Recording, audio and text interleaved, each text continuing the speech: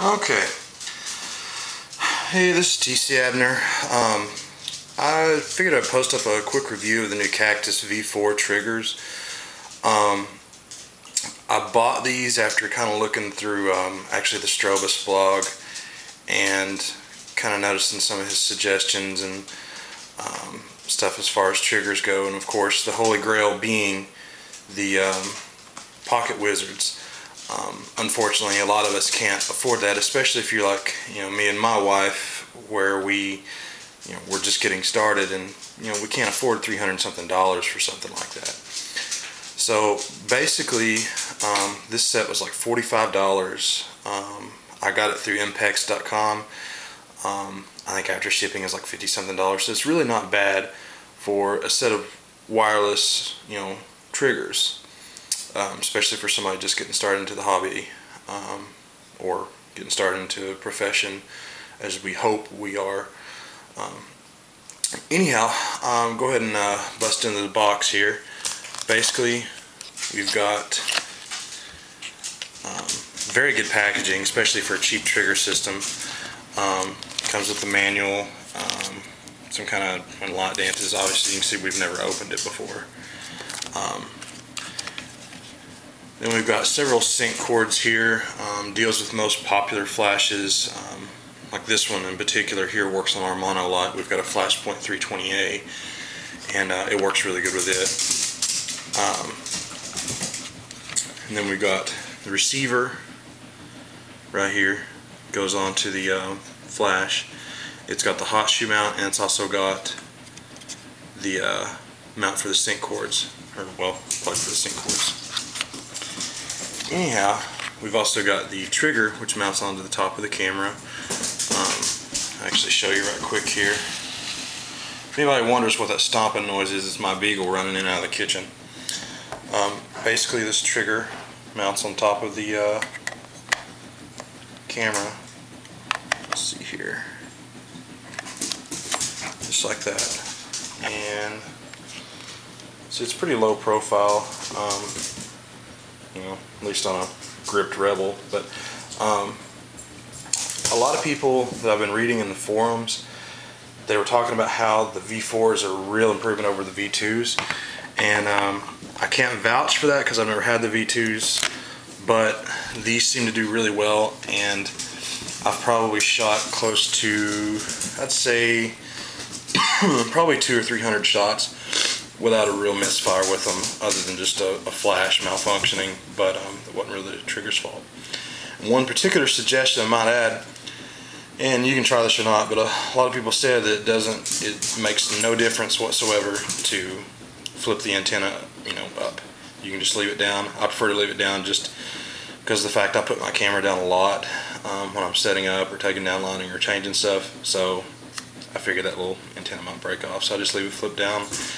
I've range tested it out to about 50 yards and have not had any misfires with it with the antenna down, so I don't really see any need to flip it up.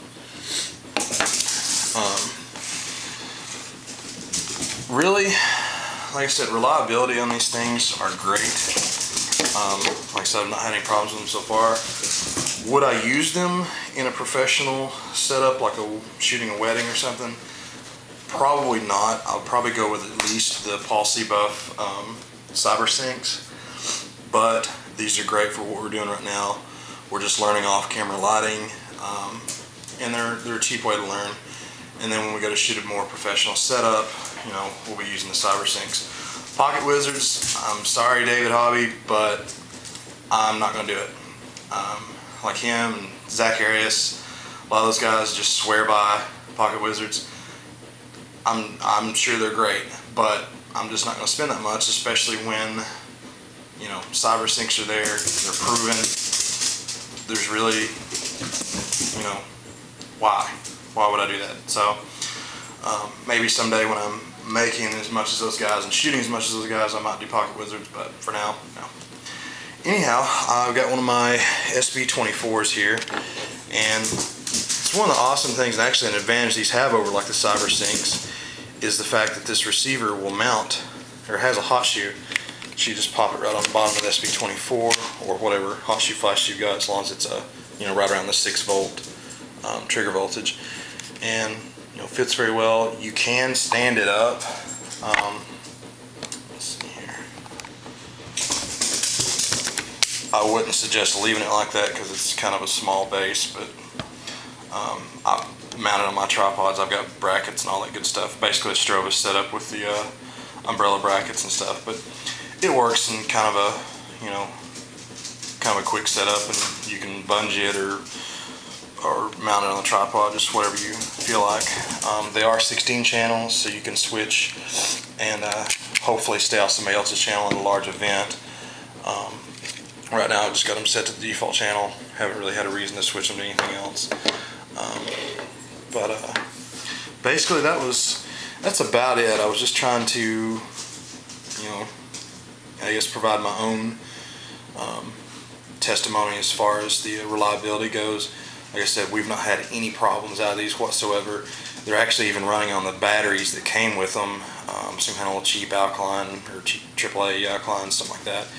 And they've done very well. And I will probably get another receiver and use these until we get the cyber syncs, and then we'll be going to using these for backup and other duties, whatever. But either way, I anticipate keeping these for a very long time, and hopefully they'll stand the test of time. As you can see, the trigger goes off. I'm not going to flash or set off the flash there's no real reason to. It works, trust me, or not. But anyhow, that's basically it. If you guys have any questions, just leave a comment below. And if you guys want to see a few of the pictures that I've taken with these, it's kind of irrelevant really, because they don't really control the amount of flash or anything, but just whatever to prove I'm using them, I guess. I don't know. Check out my photo stream through Flickr. It's the same username that I use for YouTube and a lot of other things. It's TC Abner. Just go check it out and let me know what you think. Sometime I might actually post up a few pictures, or maybe even take a video of these in action, so people can see just how well they do work. But anyhow, that's basically it. Like I said, if you have any questions, just let me know. Thanks.